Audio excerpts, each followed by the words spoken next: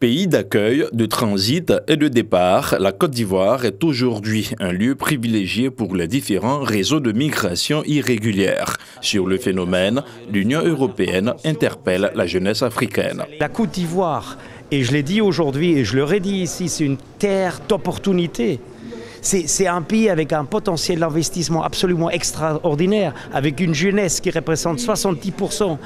Et cette jeunesse, le gouvernement est en train de la mobiliser et nous, on soutient cet effort avec des formations professionnelles, avec des financements, avec des opportunités. En Côte d'Ivoire, entre 2017 et 2018, 250 000 migrants potentiels et leurs communautés ont été sensibilisés sur les risques et alternatives à la migration irrégulière.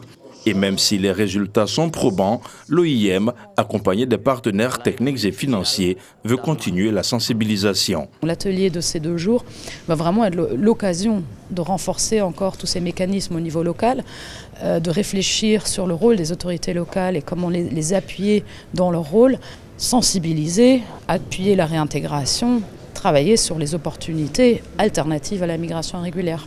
Sur le sujet, le gouvernement ivoirien appelle à renforcer le dispositif de lutte. La lutte contre l'immigration irrégulière ne saurait être l'apanage d'un seul ministère, aussi efficace soit-il.